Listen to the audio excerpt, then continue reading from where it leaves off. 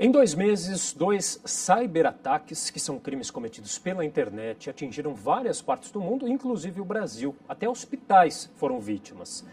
Para falar sobre esse assunto, eu recebo agora, no Jornal da Câmara, o Alan Sanches, que é especialista em segurança digital da empresa eSecurity. Alan, prazer recebê-lo. Prazer é tudo meu. Bom, nesse episódio que eu citei, nesses 2 últimos episódios, o que aconteceu foi um sequestro de servidores. Os hackers, eles invadem os computadores, principalmente de pequenas, médias empresas, deixam os dados ali indisponíveis e aí pedem um pagamento que é feito em bitcoins, que a gente fala que é uma moeda aí, virtual. E aí, a partir desse resgate, se devolve ali os dados das máquinas, né? Explica pra gente melhor como que é essa nova modalidade aí de crime virtual. Hoje em dia, a informação é um dos meios mais valiosos, né? Então, é muito comum que agora os atacantes tenham imaginado isso como uma situação vantajosa.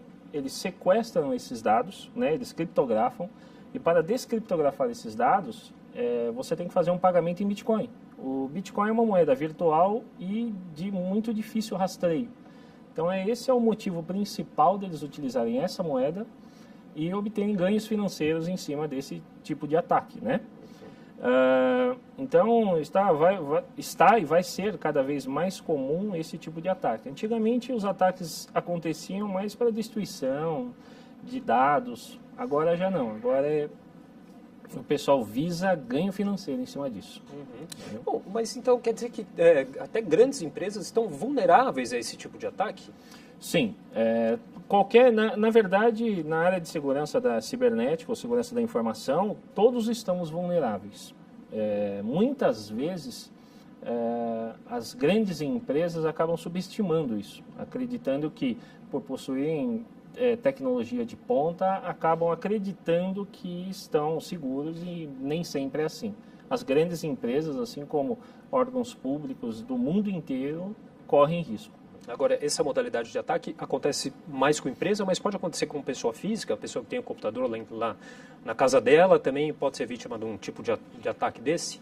Sim, hoje em dia, principalmente sequestro de dados, assim, como uma pessoa física, sequestro de conversas ou até mesmo imagens, fotos, etc., fazem com que existam esse tipo de resgate.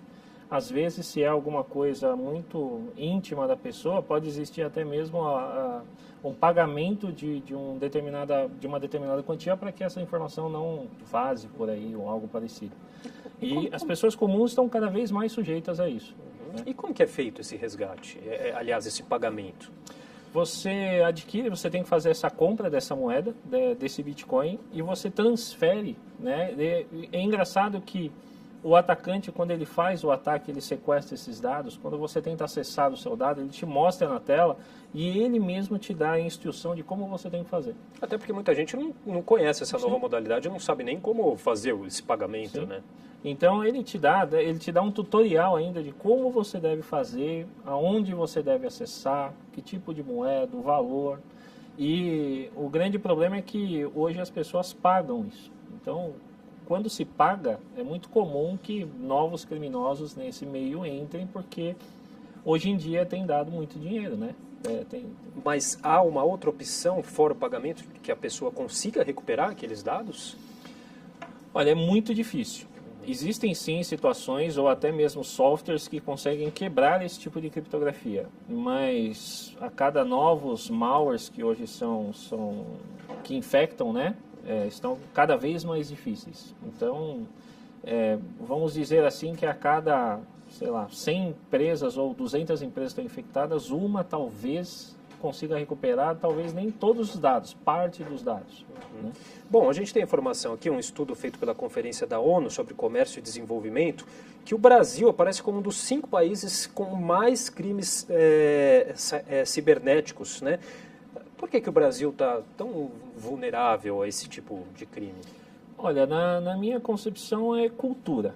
Né? Nós não temos essa cultura no nível pessoal, né? Por exemplo, quantas pessoas você conhece que tem o celular criptografado? Difícil. Ou que utilizam bons antivírus. É muito comum aqui no Brasil utilizar muito software pirata, antivírus gratuito, ou às vezes até mesmo não utilizar nenhum tipo de antivírus, porque talvez as pessoas acreditem que o antivírus seja pago, seja caro ou algo parecido.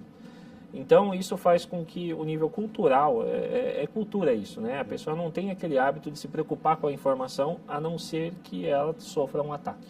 Depois que, geralmente, as pessoas sofrem esse ataque, aí elas começam a se preocupar. No Brasil, hoje, as pessoas estão começando a se preocupar com isso. Lá fora, muitos países já têm essa cultura, né?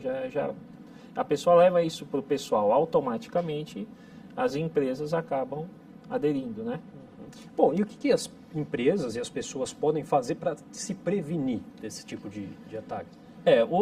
Primeiro nós temos que partir do pressuposto que ninguém vai estar seguro, mesmo se prevenindo. Tendo essa cultura, já tendo isso em mente, que já corre-se um risco, o principal é manter softwares atualizados, por exemplo, um sistema operacional atualizado, em dia. O software pirata é um problema nesse quesito, né? Mas um bom antivírus também vai te ajudar. Então, nada do que...